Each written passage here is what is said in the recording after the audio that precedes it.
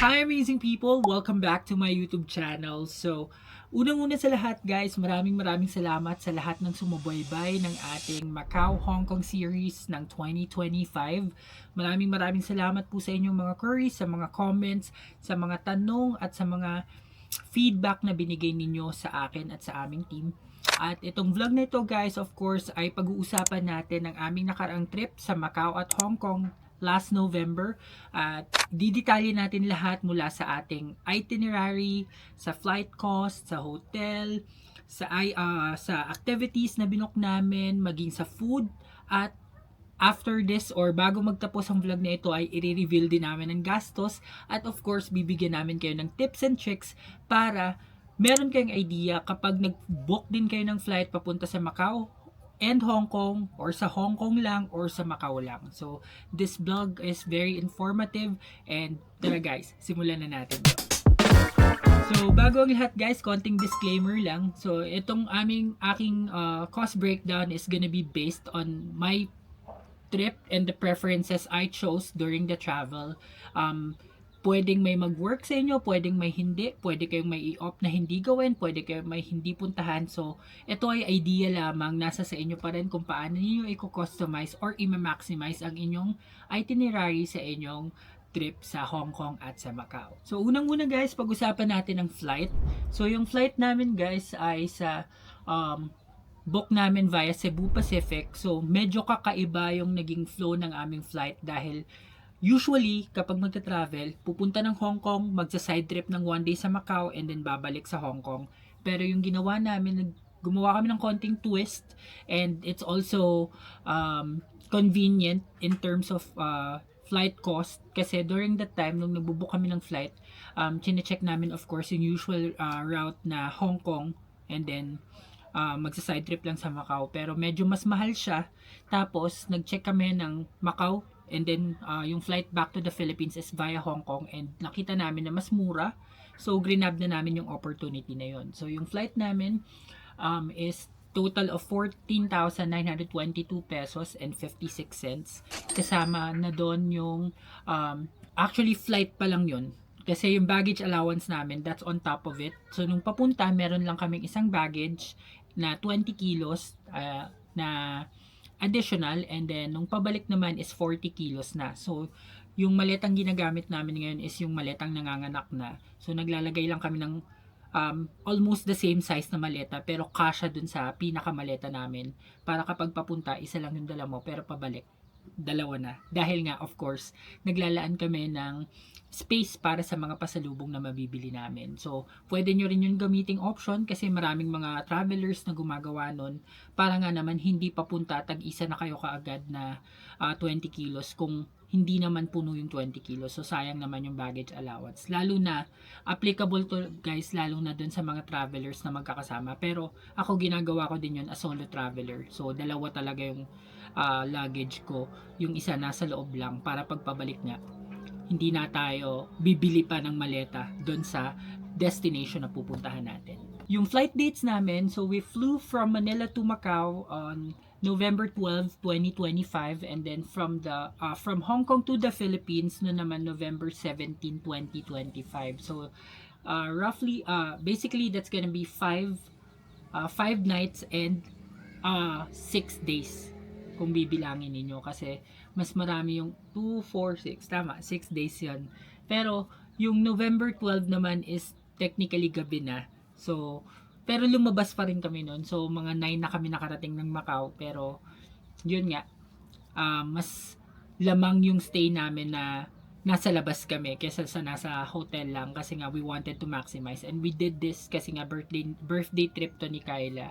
Kaya nung binook namin to, talagang minatch namin na tatama yung birthday niya dun sa buong trip para at least saktong birthday niya nakapag-Disneyland kami, which yun nga napanood ninyo sa previous vlog. So next guys, pag-usapan naman natin yung mga hotels na aming pinagstayan during our trip. So meron tayong dalawang hotels na pinagstayan. The first one is yung Harbor View Hotel, which is a 5-star hotel.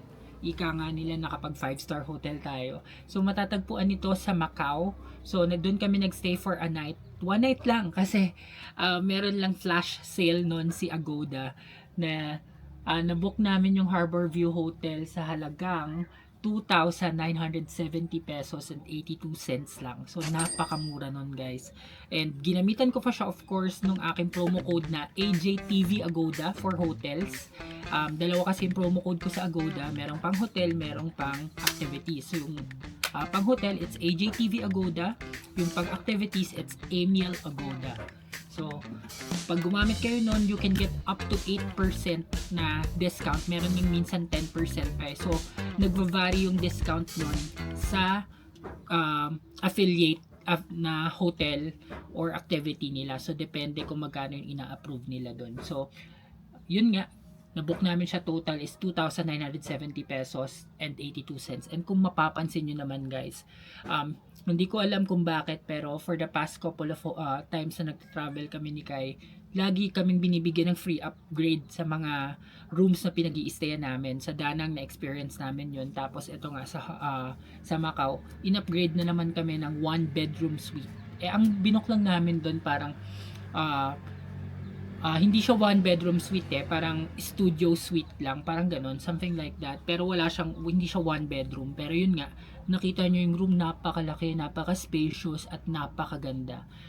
Yun nga, sabi ko nga, isa to sa mga hotels na masasabi kong napagstayan ko na, or isa sa mga pinakamagagandang hotels na napagstayan ko sa tanang buhay ko ng pagta-travel. So, sulit na sulit yung binayad namin na 2,970 pesos and 82 cents. So, bukod sa flight, bukod sa hotel, of course, prior to our departure, nag-book na rin kami ng eSIM via Klook naman. So, ang eSIM na binook namin guys is yung eSIM na pwede sa Hong Kong, pwede sa Macau, at pwede sa China.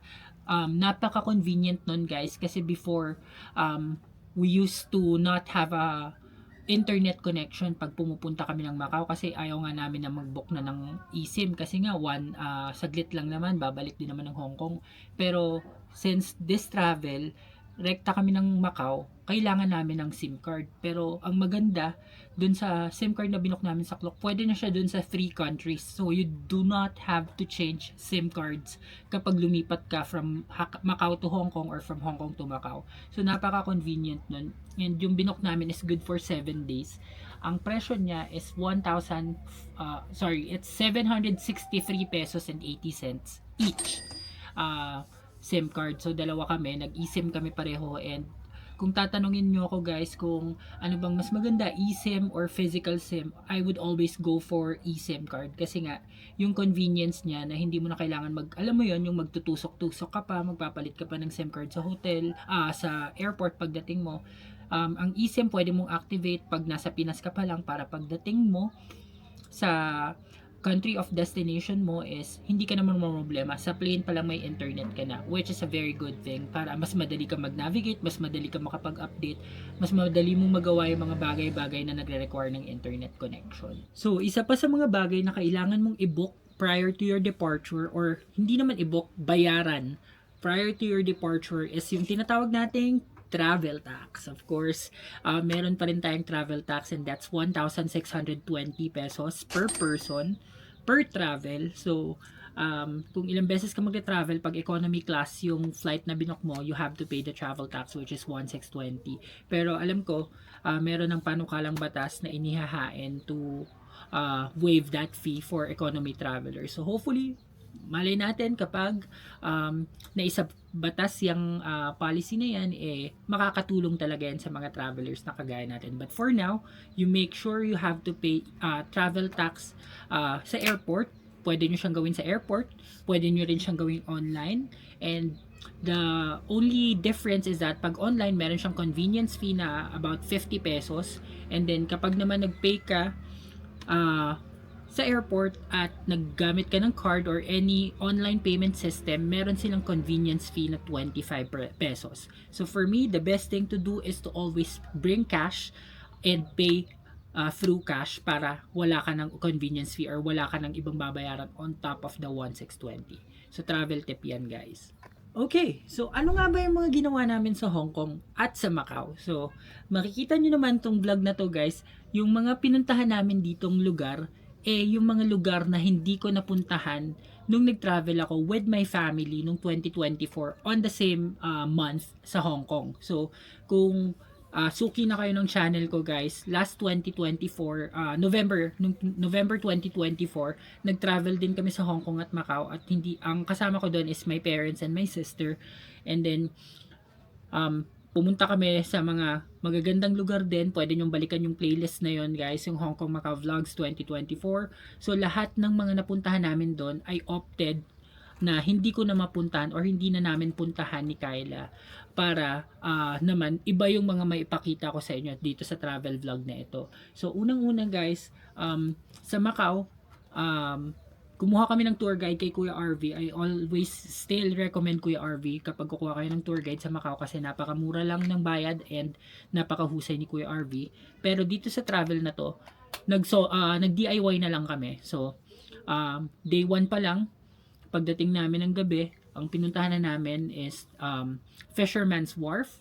So, kita nyo naman guys, katabi lang ng Harbor View Hotel yung Fisherman's Wharf. So napuntahan namin yun, na-solo namin yung Fisherman's Wharf. Nakapag picture kami and then ikot din kami around the area. Nakapunta kami sa McDo. Nakakain kami sa McDo Macau. Nakabili kami ng mga stuff sa 7-Eleven. And then day 2, agad-agad guys, gumala tayo sa Macau. Pero bago yon, of course, tinake advantage natin yung breakfast buffet na ino-offer ng Harbor View Hotel for only 100 Macanese Pataka. So, kung makikita ninyo guys, napakaraming pagkain. Grabe, isang rekwa. Ang dami namin nakain doon. May egg tarts, may mga bacon, may mga basta marami. Basta maraming pagkain at ang pinaka natatandaan ko doon is maraming fruits and may yogurt. So, yun yung tumatak sa akin doon. So, napaka nun guys, napaka sulit. Sulit na sulit yun for 100 Macanese Pataka kasi nga ang dami mo talaga makakain and hindi ka nila titipirin sa refills and the choices that you could choose from dun sa buffet nila. So, after nun, pumunta kami agad ng yun nga, Senado Square, pumunta kami ng Grand Lisboa, pumunta kami sa Ruins of St. Paul, may nakilala din kami. Si Kuya Francis naman, nakilala namin yung nagtitinda ng mga souvenir items, mga food items dun sa Senado Square, sa may Ruins of St. Paul. So, pwede nyo rin siyang puntahan at pwede nyo balikan yung vlog na yun kung gusto nyo makita yung exact stall niya para makita nyo din siya and makatulong din tayo sa mga Pilipinong kababayan natin na nag-work doon sa Macau kasi sobrang daming Pilipino doon sa Macau. So, what I learned from that experience is napaka easy pala na i-navigate ng Macau. Yung bus system nila medyo nakakalito pero ang daming free shuttle buses to and from whichever place kasi nga maliit lang naman ang Macau. So, kapag meron kang time, pwede mo talagang i-take advantage yun and makakapunta ka from one tourist destination to another na hindi gumagastos sa pamasahe. So, always remember that and then kinahapunan nun, since one night lang kami, nakapag-check out na kami sa hotel, kinahapunan, nag-shuttle nga kami, free shuttle from Harborview Hotel to Macau Outer Terminal. Doon naman kasi kami nag-book ng turbojet, hindi pala turbojet, Cotai Waterjet from Macau to Hong Kong. So yun, isa din yun guys sa mga experience na ginawa namin. So usually kasi guys, merong free na turbojet or Cotai Waterjet ferry. May free na ferry service from Hong Kong to Macau because they wanted to drive tourism in Macau. May free pa rin up until 2026 nga. Yun nga. Lagi naman nilang ina-extend yan. Pero wala kasing free na from Macau to Hong Kong. Walang ganun. So we had to pay for that ferry ride sa Macau to Hong Kong. Nasa 1,000 pesos siya or something. Yun. So, and then when we got to Hong Kong, nag-check-in kami dun sa hotel namin. Yung hotel namin sa Hong Kong guys, if I haven't mentioned it yet, I think I haven't, is Hop In on Nathan Road sa Mirador Mansions, which is something that we'll talk about on the next slide. or on the next video. Nalilito na ako kung next slide. Ano ba to? PowerPoint presentation. Anyway, yun. So, pag-usapan natin yung Mirador Mansion tsaka yung Hop In on Nathan Road, yung hotel namin sa Hong Kong. So, ang daming nagtatanong sa akin bakit daw doon? Kasi maganda naman daw yung California Hotel. Bakit hindi daw ako nag-California Hotel ulit? Kasi yung pinagstayan namin ng 2024 is sa California Hotel. Na nakita nyo naman napakaganda and Pilipino din yung mga tao doon, yung mga part ng management, kaya hindi kami nahirapang na ano ng tubig, ganyan, kapag may mga questions, mag-linens and all, mabait sila. Yung sa Hop In on Nathan Road sa Mirador Mansions, ano siya guys yung parang apartment type na matataas. So kung familiar kayo sa Chungking Mansions, parang ganun din yung Mirador Mansions, but ang kagandahan naman dun sa Hop In on Nathan Road, when I was doing my reviews dun sa dun sa lugar na yon, is okay naman daw sa Hop In on Nathan Road, wala naman daw silang naging problema.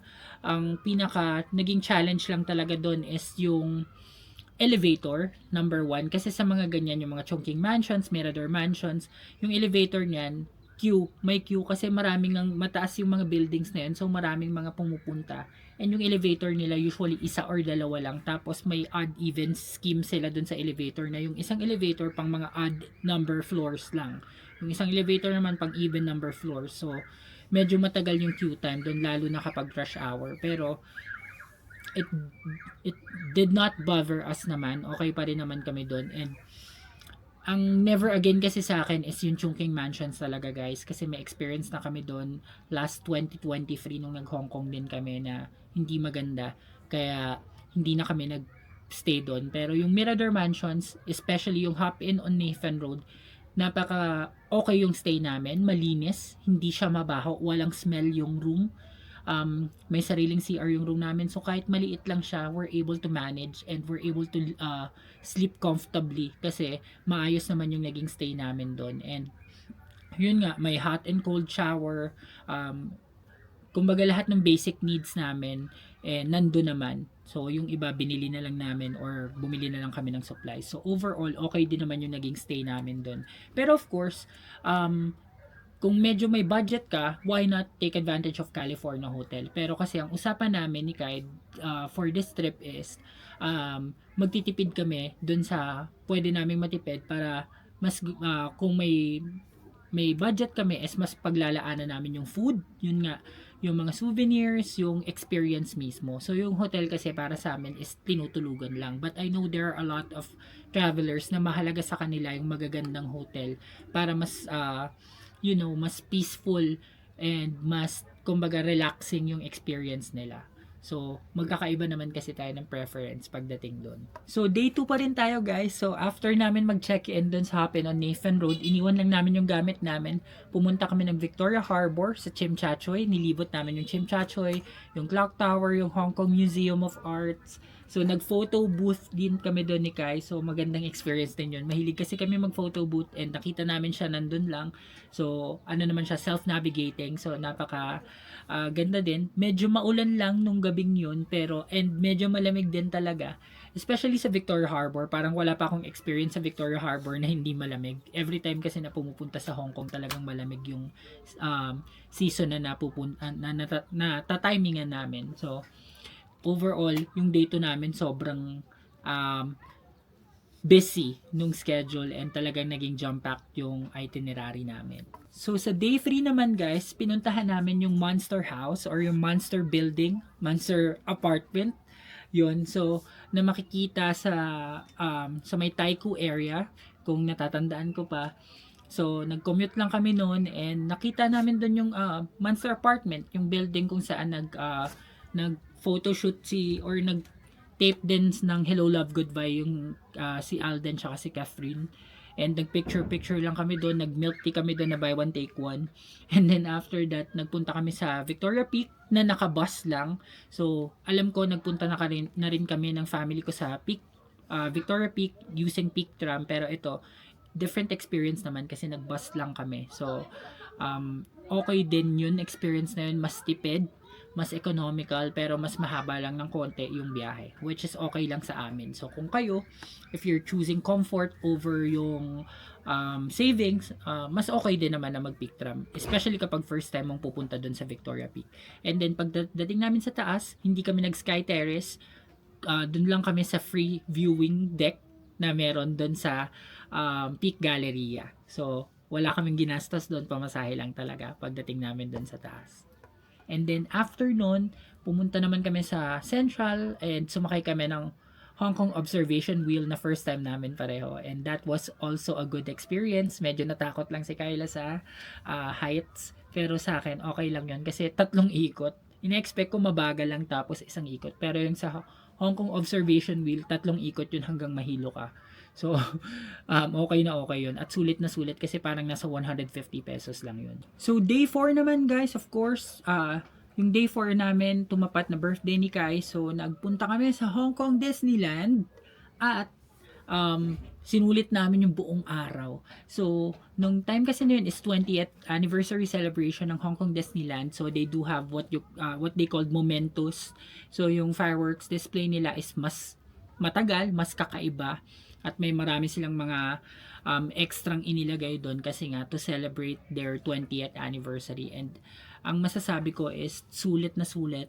Hindi kasi kami nag-Disneyland ng family ko noong 2024 kasi wala kasi sa kanilang mahilig mag-rides.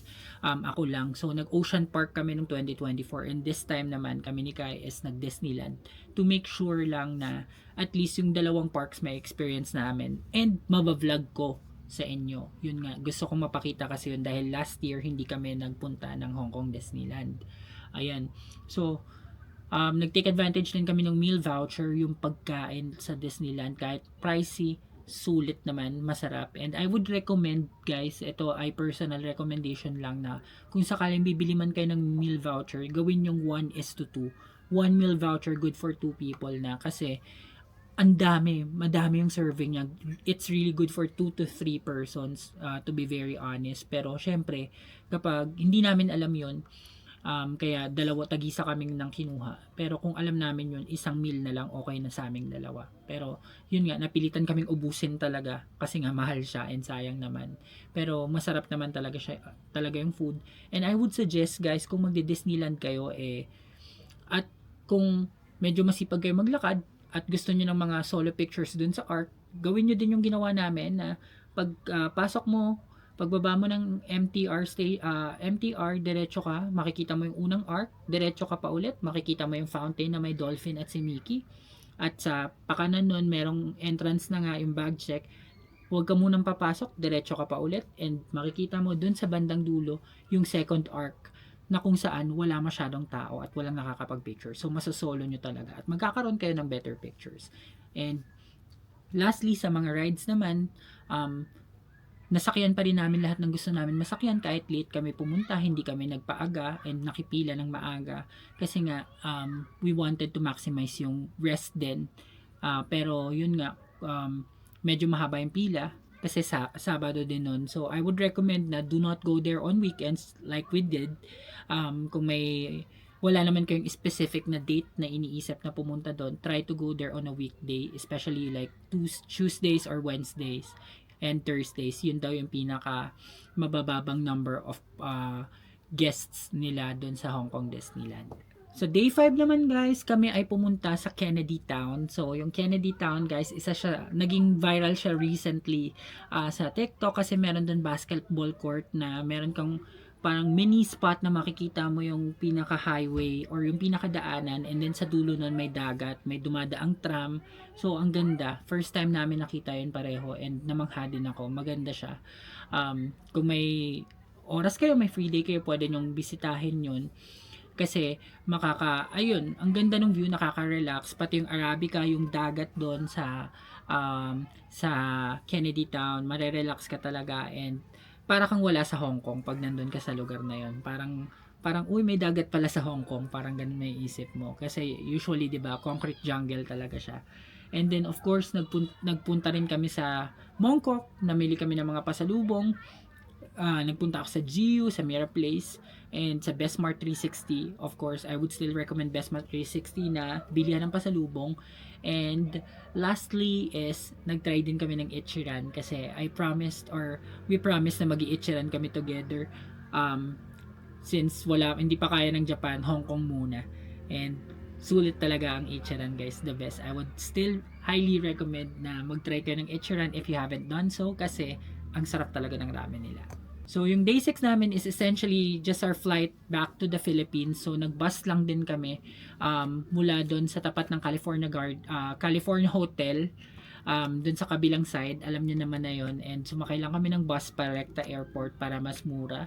And then we did our airport process, flew back to the Philippines, and that ended our travel to Macau and Hong Kong. So overall, napakaganda ng experience namin kasi bagong places yung mga napuntahan. May mga napuntahan kaming naulit, like yung Central napuntahan namin ulit, pero hindi nakakasawang balik-balikan ng Hong Kong.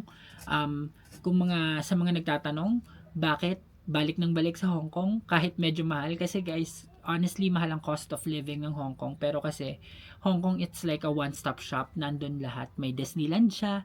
Meron siyang mga lugar na tahimik. Meron siyang mga lugar na may adventure. So, halo-halo na siya at nandun lahat. And, maliit lang din ang Hong Kong. Yun nga, you can stay there for 3 days, 2 nights, 4 days, 3 nights. So, it's really depend kung magkano yung budget at kung ano-ano yung mga lugar na gusto nyong puntahan. So, eto na guys. Magkano nga ba ang nagastos namin sa aming trip nung nakaraan? So, let's compute. So, unang-una, sa flight, meron kaming flight. Ang total is 14,922.56. Tapos, may baggage allowance kami na 3,870 pesos.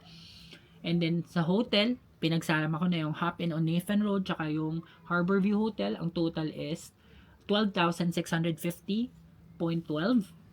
And sa eSIM, that's 763 pesos 0.80 each. Sa travel tax, 1,620 each.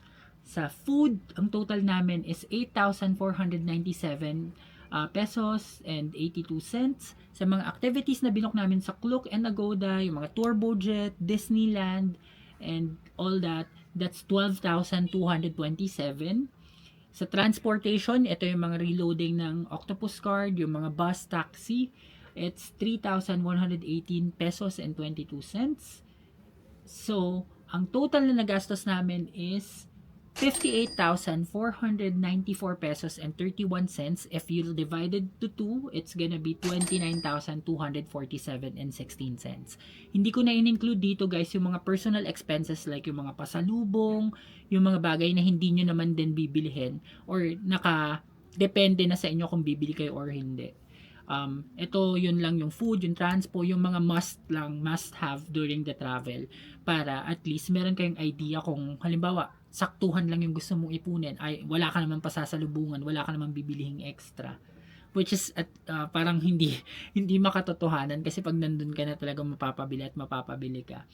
Pero yun, so sa halagang 30,000 pwede ka na magstay ng 5 nights sa Hong Kong at Macau, and masusulit mo na yun na hindi nagtitipid sa food, na hindi nagtitipid sa activities, and jump pack pa din yung itinerary mo. So sa mga tips guys, always make sure to book your flights ahead of time, way ahead of time. And kung nagtatanong kayo kung kailan ba best mag-book ng flight, actually try nyo mga Tuesday, Wednesday kasi yan yung mga bumababa yung mga presyohan ng mga flights for some reason kasi hindi siya peak days.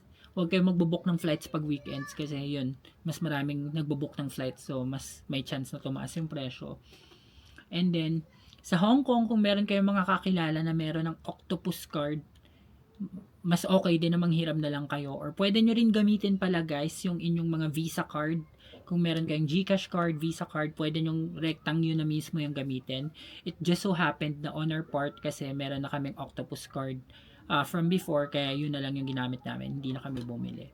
Alright guys, so that ends our travel series ng Hong Kong and Macau. Maraming salamat ulit sa lahat ng nanood. And kung meron pa kayong tanong na hindi ko nasagot sa vlog na ito, please feel free to comment down below or message me on my Instagram at AJTV Amazing Travels, and sa FB page na rin, AJTV Amazing Travels. Please do like, share, and subscribe to my channel, and do not forget to hit the notification bell para updated kayo sa aking future vlogs. Abangan ang ating next travel series dito sa Hanoi at sa Sapa, Vietnam. Yun lang guys, maraming salamat. Bye!